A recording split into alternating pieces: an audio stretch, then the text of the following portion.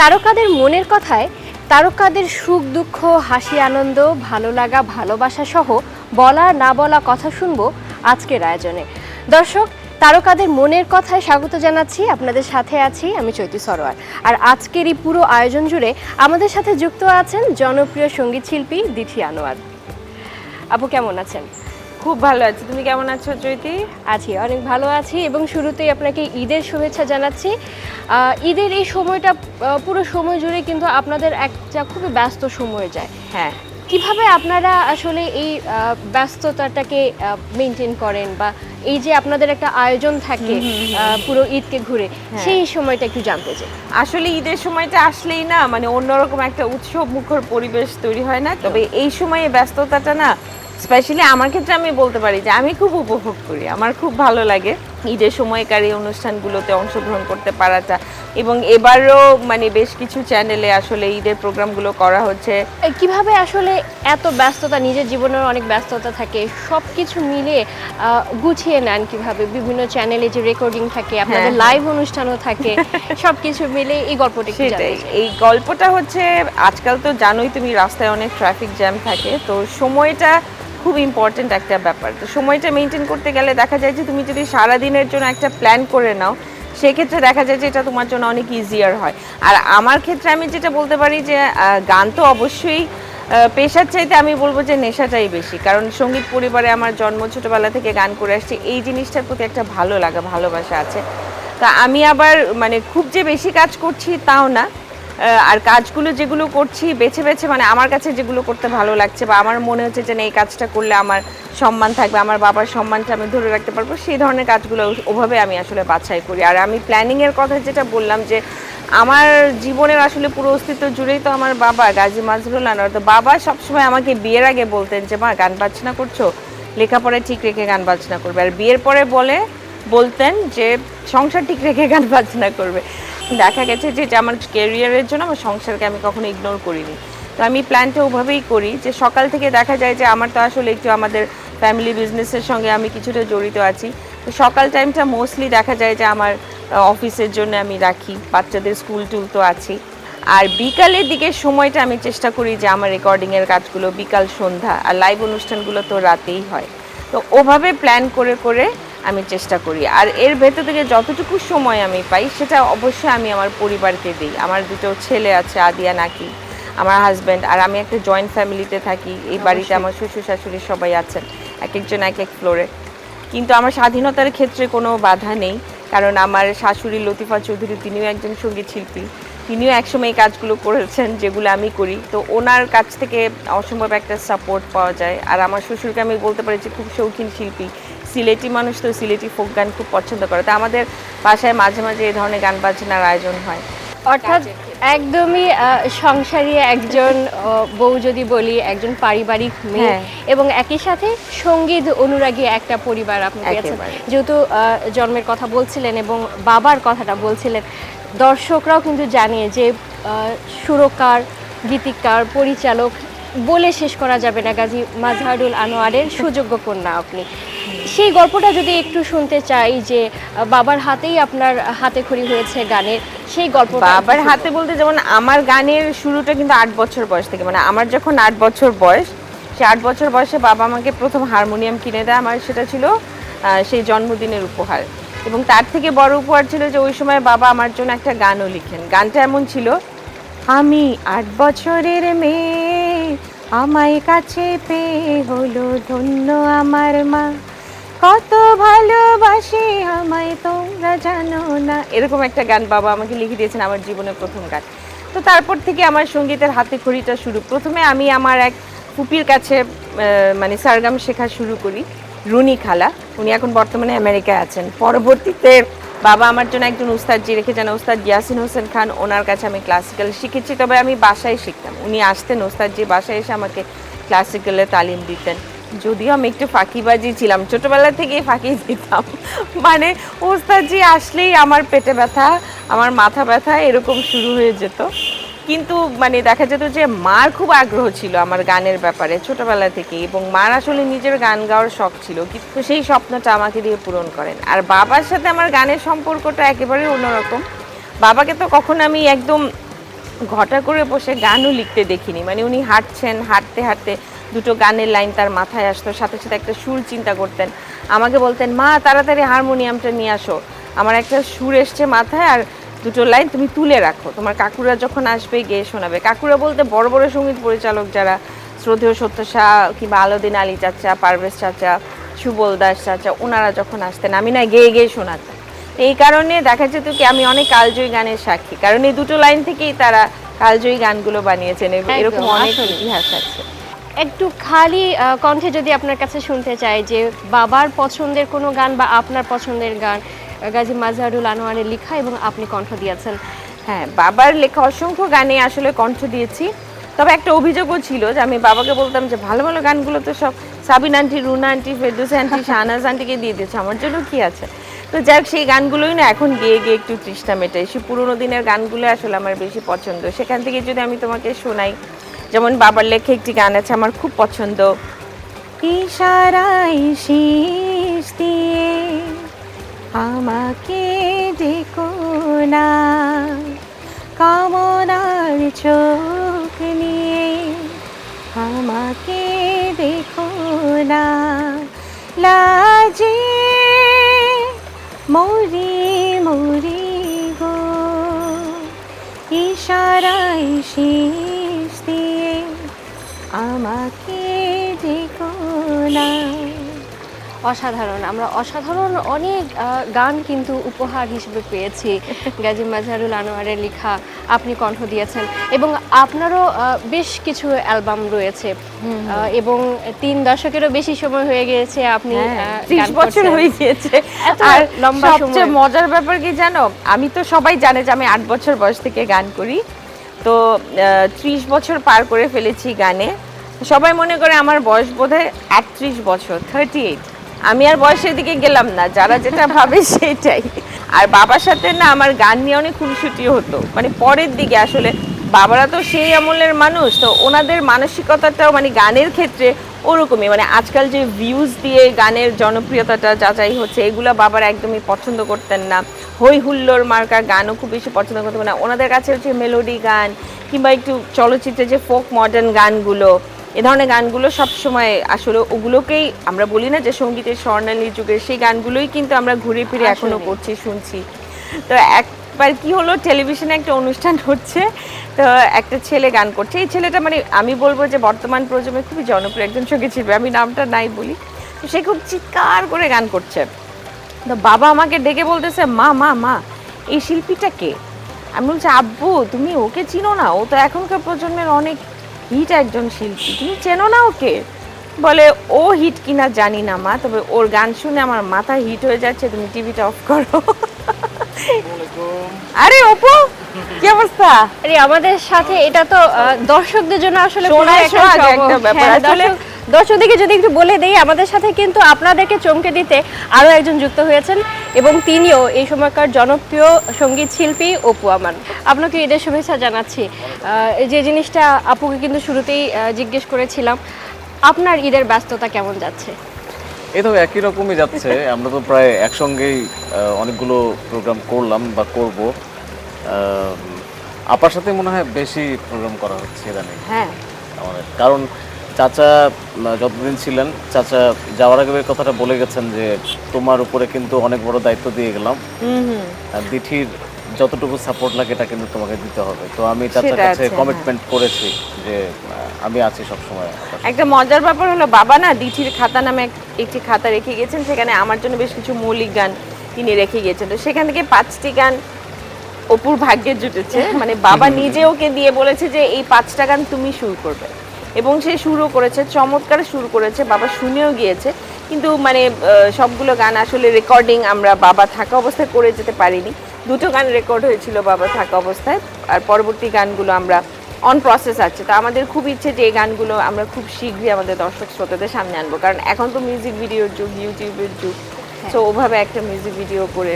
আর অপু তো এখন কি বলবো, জ্যাক অফ অল ট্রেডস হয়ে গেছে, ও তো গান তো গাচ্ছেই, এখন নিজে মিউজিক ভিডিও ডিরেকশনও দিচ্ছে, অভিনয় করছে।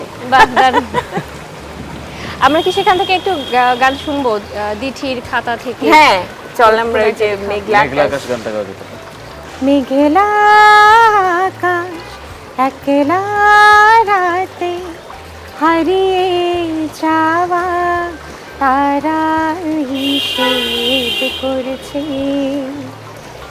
এই সময়ে এখন আমার তোমায় মনে পড়ছে বলতো কেমন আছো, ভালো আছো তো। ওর সুর করা কিন্তু গান অসাধারণ। অন্তরটা বেশি ইন্টারেস্টিং, আমি অন্তরা দুটো লাইন গাই। কি করে থাকবো ভালো, ভালো থাকতে দিলে কই, এইভাবে আমি তোমার, এইভাবে আমি তো নই। বাহ, আমরা অপু আসলে একটু যেটা মানে করতে চাচ্ছিলাম, নিজে একটু আমরা আতেল টাইপের practice তো, টা একটু সুরগুলো ওরকম ওইটা enjoy করা করি। উচিত। এমনি তো আমাকে আপা আপা ডাকে, কিন্তু এখন প্র্যাকটিসে বসলে তুমি দেখবে ও হচ্ছে আমার ওস্তাদ। চলো আজকে তুমি আমাদের প্র্যাকটিস দেখবা, আর একটু জুস টুস আমরা খেতে খেতে যাই। ধর Thank you. গরম তো ঠান্ডায়, চলো যাই, চইতে আসি। তুমি তো ফার্স্ট টাইম আসলে আজকে আমার পাশে।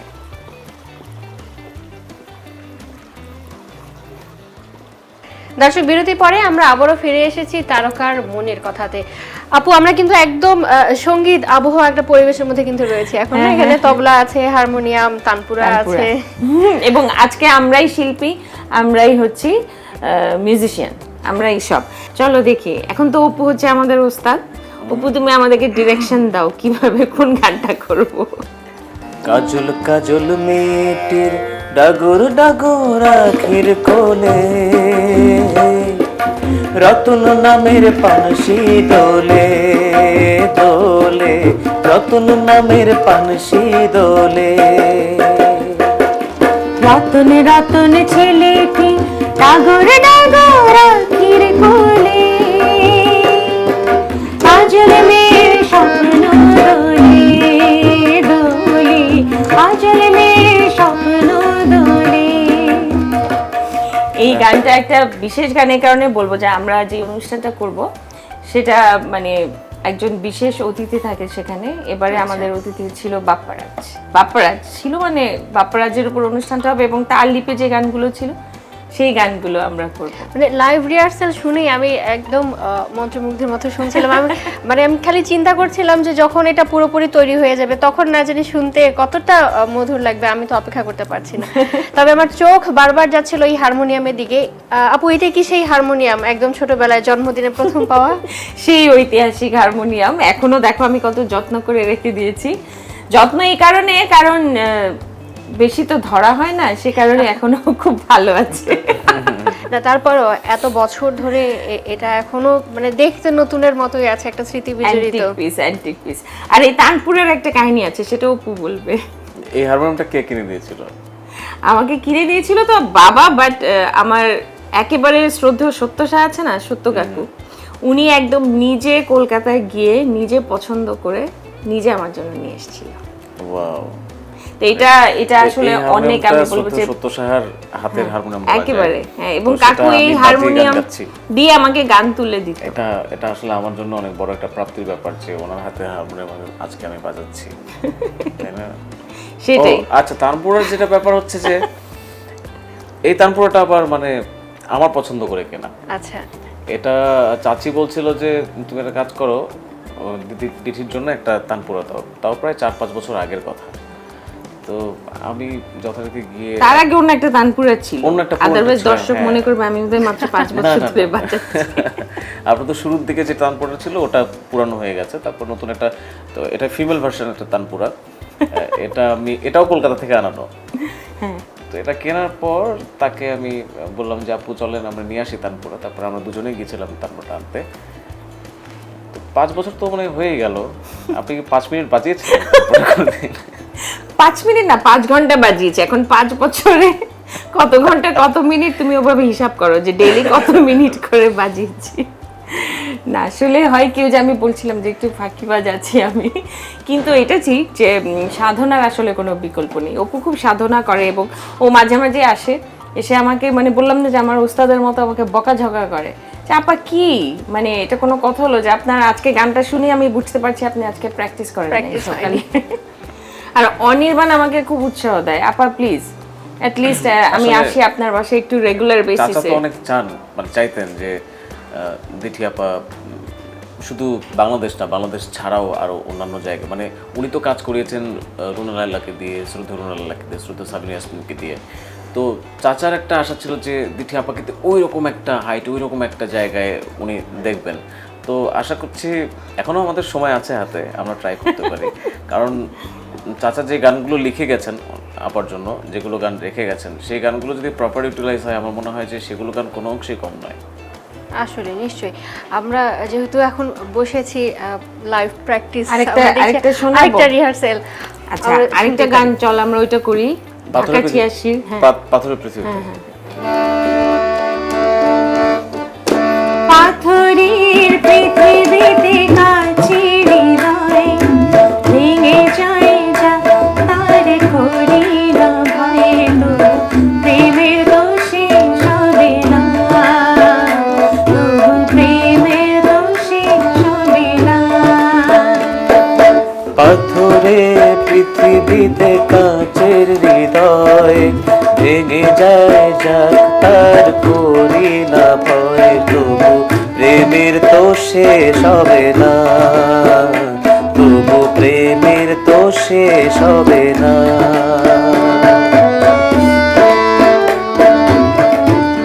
পাথরের পৃথিবীতে কাছে হৃদয় ভেঙে যায় যাক তার করি না ভয়, তবু প্রেমের তো শেষ হবে না, তবু প্রেমের তো শেষ হবে না। লা লা লা লা লা লা লা লা। ও, ও, ও, ও, ও, ও। আমারই মনে হচ্ছিল যে গানটা চলতেই থাকুক, অনেকক্ষণ ধরে চলতে থাকুক। আসলে সময় কোন দিক দিয়ে পার হয়ে যায় কিন্তু টের পাওয়া যায় না। একদম। এখন আপু কি কি ব্যস্ততা চলছে আপনার বা আপনাদের, সব মিলিয়ে যদি জানতে চাই।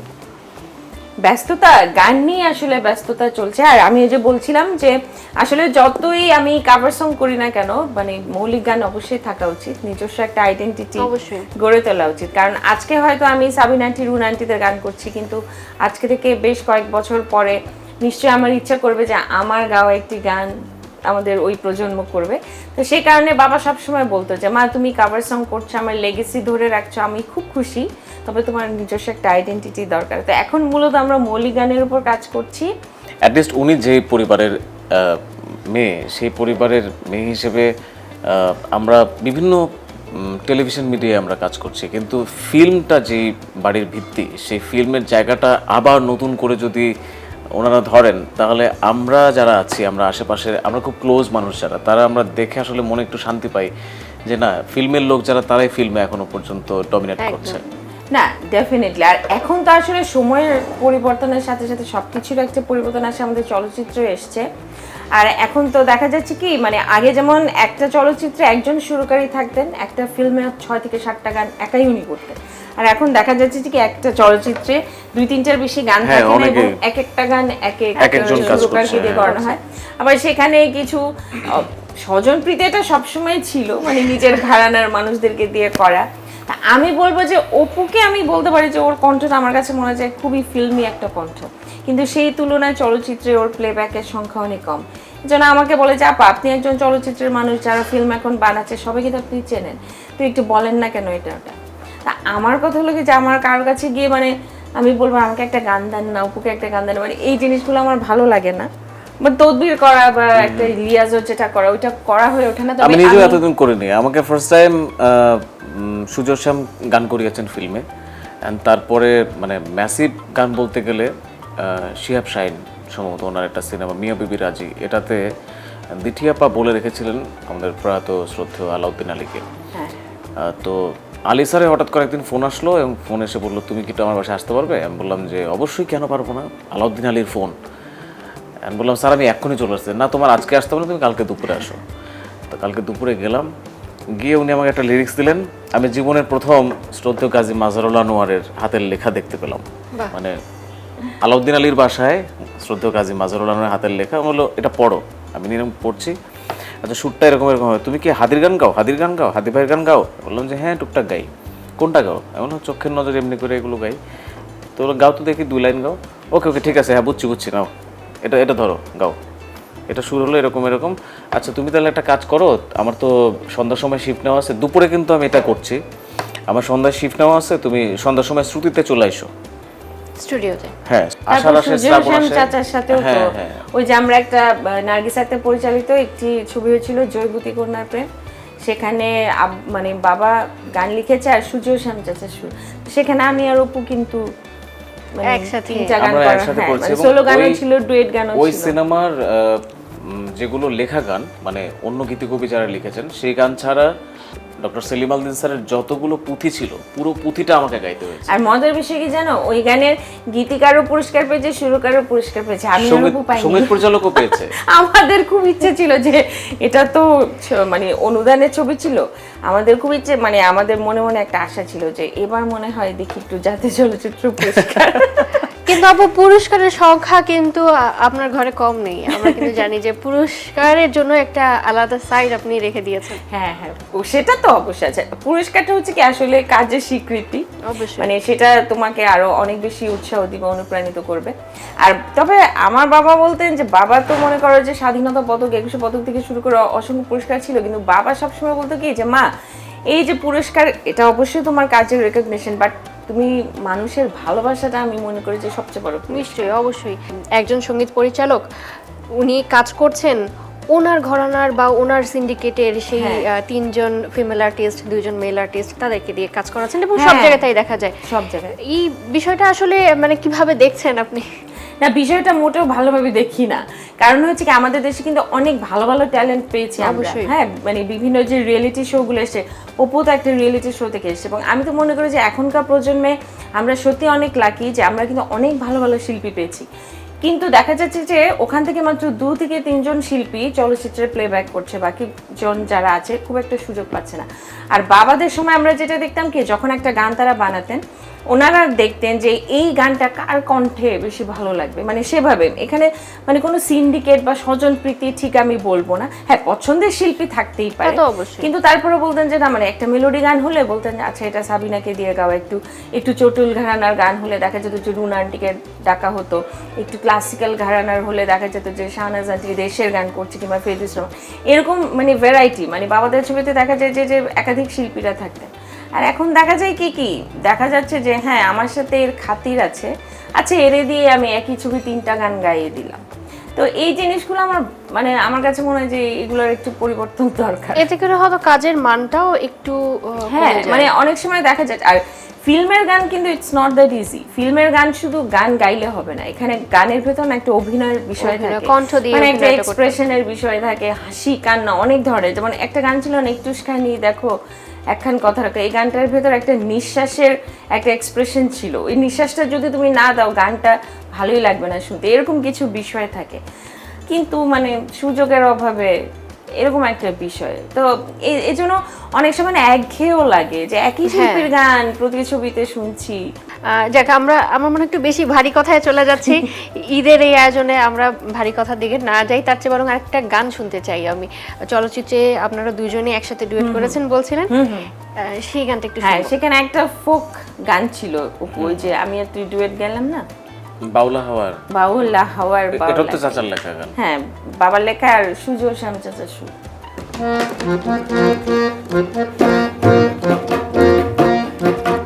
বাউলা হাওয়ার বাউলা গাইয়া আউলা হইল চুল, না না সুরটা কি ছিল ভুলে গেছি। আউলা হইল চুল, বাউলা হাওয়ার বাউলা গাইয়া আউলা হইল চুল, একুল কুল দুকুল নিয়া করলা যে ব্যাকুল কি জানি, তন্ত্র দিয়া মন্ত্র দিয়া পাগলে করলানি, তন্ত্র দিয়া মন্ত্র দিয়া পাগলে করলানি। সজনী ও সজনী, আগে ছিলাম যেমন তেমন এখন যে পাগল, মরা গাঙে আনলে সখী ভরা গাঙের ঢল কি জানি। দর্শক, এই মুহূর্তে তারকার মনের কথায় নিচ্ছি একটি বিরতি, তবে কোথাও যাবেন না, আমরা ফিরবো কিছুক্ষণের মধ্যে এবং আমাদের আরো কিছু আনন্দ করা কিন্তু বাকি আছে। দর্শক, বিরতি পরে আরও একবার ফিরে আসলাম তারকার মনের কথাতে, এবং যেমনটি কথা দিয়েছিলাম আজ কিন্তু আমরা শুধুই আনন্দ করব। আপু, আজ কিন্তু আমরা আরও অনেক গান শুনতে চাই। অপু ভাই, আপনার কাছ থেকে যদি একটু জানতে চাই যে আপনার এই যে দীর্ঘ জার্নি, প্রায় 18-20 বছর হয়েছে, এবং আমরা কিন্তু জানি যে আপনি একটা রিয়েলিটি শো থেকে তারপরে উঠে এসেছেন। এই যে 18-20 বছরের এই প্রাপ্তি মিউজিক ইন্ডাস্ট্রি থেকে, প্রাপ্তি অপ্রাপ্তি, এই সবটা একটু জানতে চাই। আসলে ইন্ডাস্ট্রিতে গানের বয়স আমার এরকমই 18-20 বছরের মতো। তার আগে আমি ফ্রিল্যান্স মিউজিশিয়ান ছিলাম। আমি বেশ কটি ইনস্ট্রুমেন্ট আমি বাজাতে জানতাম, যেমন টুকটাক তবলা বাজাতে পারতাম, তো বিভিন্ন জায়গায় আমি এরকম মানে যেটাকে বলে খ্যাপ আর কি, খ্যাপিস ছিলাম আর কি।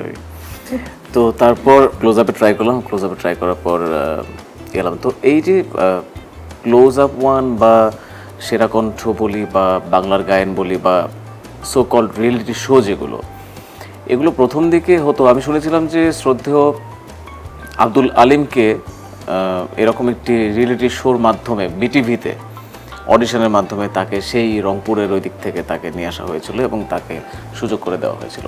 তো যদি ব্যাপারটা সেরকম হতো তাহলে একটা কথা ছিল, কিন্তু যখন এই রিয়েলিটি শোটা আসলে একটা বিজনেস হয়ে গেল, যে এটা টিআরপি আসতে হবে এবং এখান থেকে টেলিভিশনের বা যে যারা করছে তাদের একটা লভ্যাংশ তাদের পেতে হবে, তখন কন্টেস্টেন্টদের প্রতি কতটুকু তাদের দায়িত্বশীলতা থাকে বা তাদের প্রতি কতটুকু কেয়ার থাকে, এই নিয়ে আসলে প্রশ্ন ওঠে। আমি এই জায়গাটাকে কখনোই সাপোর্ট করি না। আর এখনকার তো রিয়েলিটি শোর কথা বলাই যাবে না। আমাদের ছোট ভাই বোনদের আমি কাছে এলেই আমি বলি যে তোমরা এসছো ভালো কথা, কিন্তু তোমরা নিজেদের দিকটা নিজেরা একটু চিন্তা করো, নিজেরা কাজ করো এবং নিজেদের মৌলিক গান বানাও। কারণ কেয়ারিংয়ের ব্যাপারটা কিন্তু আস্তে আস্তে হারিয়ে যাচ্ছে, কেউ কারোর দিকে তাকাচ্ছে না। টিআরপি, ভাইরাল ইত্যাদি তো আগে যে কথাবার্তা হচ্ছিল, এগুলোর মাঝখানে রিয়েল ট্যালেন্টগুলোর খোঁজ কেউই নিচ্ছে না। তাই আমি বলবো যে যদি সত্যিকার অর্থে ট্যালেন্টের মর্যাদা দিতে না জানেন তাহলে এগুলো রিয়েলিটি করার দরকার নেই। আরেকটা প্রশ্ন যদি করি যে এখনো কিন্তু যখন বলা হয় অপুর নাম, মানুষ কিন্তু বলে আচ্ছা সেই ক্লোজ আপের অপু, এই বিষয়টাকে নিশ্চয়ই ভালোভাবে দেখছেন। এটা ব্র্যান্ডিং, ডেফিনেটলি ক্লোজ আপ একটি ব্র্যান্ড, সেই অনুযায়ী রিয়েলিটি শো করা হয়েছে, কিন্তু অপুকে দিয়ে দাঁত মাজা যাবে এরকম কোনো ব্যাপার যদি পৃথিবীতে তৈরি হয় তাহলে ব্যাপারটা কেমন লাগবে যে অপুকে দিয়ে একজন দাঁত মাজছে? তো এটা খুবই হাস্যকর। যদিও আমি জানি না কে কীভাবে নেবেন, তবে যার যার পার্সোনাল আইডেন্টি থাকা উচিত। আমাদের ওই সময় একটা ভ্যাকুয়াম ছিল যে আমাদের বাংলাদেশে তখন সিনেমার গান ছিল না। আমাদের বাংলাদেশ তখন মাত্র অশ্লীলতা কাটিয়ে উঠছিল 2006, 2008, 2010 এই টাইমটা। 2000-এর পর থেকে যে অশ্লীলতা শুরু হয়েছিল সেটাকে ওভারকাম করতে গিয়ে অনেকগুলো রিয়েলিটি শো বা এরকম অনেকগুলো প্রোগ্রাম হয়েছে। প্রথম দিকে সব কিছু ভালোই ছিল, বাট এখনকার কথা আমি বললাম যে এখন আমার মনে হয় না সেই মানটা তারা ধরে রাখতে পেরেছে। আর আমার ক্ষেত্রে যেটা আমি ফেস করি, এটা তো ঠিকই, গান অবশ্যই আমার মানে পেশা চাইতে নেশাই বেশি। মানে শুধুমাত্র যে আমি টাকা পয়সার জন্য গান করছি তা না, আল্লাহর মতে মানে সেখান থেকে আল্লাহর মতে আমি অনেক ভালো আছি। এই জন্য আমি কোথাও গেলে 2টা গান শোনাবেন আপা, 2টা গান শোনান। হ্যাঁ, আরে আপনার কি টাকা লাগে নাকি আপা? আপনার টাকা লাগবে? আপনি তো বড় লোকের বউ, আপনি তো বড় লোকের মেয়ে। ভাই গান তো টাকার অভাব নেই, তাহলে কেন টাকা দিয়ে আপনাকে গান করাবো? গান করছে, আরে বাবা এটা তো একটা শ্রমের ব্যাপার। কিছুদিন আগে তো এমনও ছিল যে শ্রমটা কেউ বোঝে না আসলে। এটা বোধহয় এখন আর নাই, কিন্তু আছে কিনা তাও জানি না, আমি খবর আসলে জানি না খুব একটা বেশি। বাট এমন ছিল এক সময় যে তুমি কি করো? আমি গান গাই। ও গান গাও, আসলে কি করো? হ্যাঁ হ্যাঁ। আর এখনকার শিল্পীদের আরেকটা আমি একটা স্যাড ফ্যাক্ট বলতে চাই, সেটা হলো যে অপুর কথা না, মানে সবার কথা আমি বলছি, মানে হয়েছে কি এখন সমস্ত কিছু জিনিসপত্রের দাম বেড়েছে, তো গান বাজনাটা অনেক এক্সপেন্সিভ হয়ে গিয়েছে। মানে একটা গান রেকর্ড করতে গেলে, একটা মিউজিক ভিডিও বানাতে গেলে একটা লগ্নি করতে হয় টাকা পয়সা, তো সেটা তো সবসময় আসলে পৃষ্ঠপোষক তো পাওয়া যায় না। তখন দেখা যাচ্ছে কি নিজেরাই সবকিছু আমরা করছি, করে হয়তো কাউকে বলছে যে আচ্ছা আপনার প্ল্যাটফর্ম থেকে গানটা রিলিজ করেন, এরকম একটা বিষয়। মানে ওনারা আগ্রহ নিয়ে বলছে না যে আসেন আপনার একটা গান করি, আপনার গানটা আমার চ্যানেল থেকে আমি করব, এরকম খুব কম। এবং কে যে কোথা থেকে ইনকামটা করছে সেটাও অনেক শিল্পী কিন্তু জানে না যে টাকা কিভাবে উপার্জন করতে হয়, তারা শুধু গানই গাইতে জানে। তো শিল্পীর কাজ এটা না যে আমি কোত্থেকে টাকা পাবো, আমি কোথা থেকে টাকা নিয়ে আসবো, আমার ব্যাংকে কিভাবে টাকা আসবে। তাদের কাজ হচ্ছে তাদের শিল্পমনা যে ব্যাপারটা রয়েছে সেটা সবার মাঝে ছড়িয়ে দেওয়া। তো অনেকেই আছে শিল্পীদের এই সমস্ত শিল্পকে নিয়ে ব্যবহার করে সেখান থেকে অনেক টাকা পয়সা ইনকাম করে সেগুলো নিজে নিজে খেয়ে ফেলা। বিষয়গুলো আসলে খুবই কঠিন হয়ে গিয়েছে। আজ থেকে 10-15 বছর আগেও কিন্তু আমাদের এই পরিবেশটা এরকম ছিল না। হ্যাঁ, এরকম ছিল না। তো এগুলো আসলে দুঃখ থেকে বলছি, কারণ আমি না ওই পরিবেশটা দেখেছি। তো আমার তো মানে আমি বলবো যে মেঘে মেঘে কম বেলা তো হয়নি, অভিজ্ঞতা অনেক হয়েছে, দেখেছি যে তারা কিভাবে কাজ করেছেন সম্মানের সাথে, সম্মানই নিয়ে। আর এখনকার পরিবেশ আবার আরেকটা জিনিস আমি দেখি, ওদের এই জেনারেশনের মধ্যে ওরা গান তো গাইছে, আবার নিজে গান লিখেও ফেলছে, নিজে সুরও করে ফেলছে। আমার কথা হলো যে শোনার দায়িত্বটা ওরা নিজেরাই নিচ্ছে, কারণ এই গানগুলো তোদের কতখানি চলে বল। মানে একটা গীতিকার একটা সুরকারের কাছে যে যাবে, মানে সুরকার হয়তো এমন টাকা হেঁকে বসলো যে ওদের পক্ষে হয়তো সম্ভব হচ্ছে না এফোর্ড করা, তখন নিজেরাই আমি নিজেই লিখে ফেলি, নিজে সেই কাজগুলো কতটুকু শিল্পসম্মত হচ্ছে। কারণ ওই যে একটা আরেকটার সাথে রিলেটেড তো, কারণ একজন শিল্পী যখন নতুন বেরিয়ে সে যখন 10 জায়গায় সার্ভাইভ করছে, 2 বছর 4 বছর পার হয়ে যাওয়ার পরে সে একটা পয়সাও ইনকাম করতে পারছে না কোথাও থেকে। তার ঢাকায় থাকা, একটা গ্রাম থেকে যখন একটা ছেলে ঢাকায় আসে তখন, বা একটা মেয়ে যখন ঢাকায় আসে তখন, একটা মেয়ে থাকলেও তার জন্য আরো অনেক টাফ, কারণ তার সঙ্গে তার মা থাকতে হয়, ফ্যামিলি থাকতে হয়। সে যখন একজন সুরকার বা গীতিকারের কাছে যাচ্ছে তখন কোনো একজন কোন একটা প্রযোজনা প্রতিষ্ঠান তাকে পাঠিয়েছে, সে গিয়ে দেখা গেল তাকে ঘোরাচ্ছে, বারবার ঘোরাচ্ছে। আসলে প্রবলেমটা হচ্ছে প্রযোজনা প্রতিষ্ঠানের সঙ্গে সুরকারের বা গীতিকারের, যে ওনারা তাদেরকে টাকা দিচ্ছে না, আর এই ছেলেটাকে বা এই মেয়েটাকে ঘুরতে হচ্ছে ডেইলি। তখন সে আশা ছেড়ে দেয়, সে আশা ছেড়ে দিয়ে চিন্তা করে যে তোর হয়তো কেউ কেউ বলে যে আমি নিজেই করবো সার্ভাইভ, আবার হয়তো কেউ কেউ বলে যে না, এর থেকে আমার ক্ষেত খামারে গিয়ে আবার চাষাবাদ করা ভালো, ফিরেও যাচ্ছে। আরেকটা জিনিসও দেখতে আমার দৃষ্টিকটু লাগে, গান বাজনা মানে প্রত্যেকটা শিল্পীর কিন্তু একটা ইমেজ আছে না, যে ওই ইমেজ অনুযায়ী তাকে নিজেকে প্রেজেন্ট করা। মানে আমরা যখন টেলিভিশনে আসি তখন যেমন আমি গান করি, আমি সবসময় প্রেফার করি কি, মানে যখন আমি কোথাও অনুষ্ঠানে গান করতে চাই আমি শাড়ি পরি, মানে আমার কাছে মনে হয় যে আমার ইমেজের সঙ্গে এই আউটফিটটা খুব যাচ্ছে। আবার অনেক শিল্পীদেরকে অনেক সময় দেখি কি ফোক গান গাচ্ছে কিন্তু একটা গাউন পরে গাচ্ছে, কতটুকু সামঞ্জস্য। মানে আসলে পৃষ্ঠপোষক কিংবা দর্শক শ্রোতাদের দোষ দিয়ে তো লাভ নেই, নিজেরাও নিজেদেরকে অনেক বেশি আমি বলবো যে প্রেজেন্ট করার ক্ষেত্রে আরো বেশি পরিশীলিত ভাবটা থাকে। অর্থাৎ সবার জায়গা থেকেই আসলে সেই সচেতনতাটা নিয়ে আসতে হবে। দর্শক শ্রোতা যেমন নিয়ে আসবে, শিল্পী বা গায়িকা যাদের কথা বলছি তাদেরকেও সেই সচেতনতাটা নিয়ে আসতে হবে। আমরা অনেকক্ষণ ধরে কিন্তু গানের আলোচনার মধ্যে ছিলাম। আমরা আজ যেহেতু শুরুতেই দর্শকদেরকে বলেছি যে তারকাদের বলা না বলা অনেক কথা, দর্শকরা কিন্তু অনেকেই জানেন না যে দিথি আনোয়ার কিন্তু একজন অভিনয় শিল্পীও। আরে বাপরে, অনেক বড় অভিনয় শিল্পী। একদম ছোটবেলায় কিন্তু আমরা আপনাদের এই অভিনয়ের গল্প শুনেছি, সেই গল্পটা যদি একটু দর্শকদেরকে বলতেন। আমি তো একজন অস্কার উইনিং অ্যাক্ট্রেস। সেটা হলো যে ছোটবেলায় আমার বাবা একটা সিনেমা করেছিল শাস্তি, তো সেখানে একটা শিশু শিল্পীর ভূমিকায় আমাকে নিয়েছিল। আমার তখন বয়কার চুল, একটা ছেলের ভূমিকা। আসলে একটা ছেলের বাবা ঠিক করেছে, কিন্তু শুটিং এর আগের দিন ছেলেটা জ্বর হয়ে গিয়েছে, ও আর শুটিং এ যেতে পারবে না। বাবা আমাকে খুব আকুতি মিনতি করে, মা তোমার বয়কার চুল আছে, তোমাকে ছেলে বানায় প্যান্ট শার্ট পরায় দাঁড় করায় দেই, তাই দিল। তবে এত জঘন্য বাজে অভিনয় আমি করেছি, বাবা আর সেকেন্ড কোনো ছবিতে আমাকে চান্সই দেয়নি। আড্ডা দিতে দিতে কিন্তু কখন সময় পার হয়ে যায় টের পাওয়া যায় না। আমাদেরও কিন্তু আজকে আড্ডা দিতে দিতে বিদায় নেওয়ার সময় হয়ে গিয়েছে। দর্শকদের কাছ থেকে একটা বিদায় নিয়ে আসি, তারপরে আমরা নিশ্চয়ই গান শুনবো। দর্শক, আজকের এই আয়োজন তারকার মনের কথাতে আজ এই পর্যন্তই। তবে আপনাদের জন্য কিন্তু থাকছে আরও একটি গান উপহার, আপনারা গান উপভোগ করবেন এবং আমরা বিদায় নিয়ে নেব। আপু, গান ঠিক আছে। তোমাকে অসংখ্য ধন্যবাদ, এবং সেই সাথে অবশ্যই আমাদের সবার তরফ থেকে ডিবিসি নিউজকে অনেক অনেক ধন্যবাদ। তো আজকে যে গানটা দিয়ে আমরা শেষ করব সেটা স্বপ্নের পৃথিবী ছায়াছবির সেই বিখ্যাত গান তুমি আমার মনের মানুষ, কারণ রিসেন্টলি একটা প্রোগ্রামে গানটা আমি আর উপু করব। অনির্বাণ, চলো।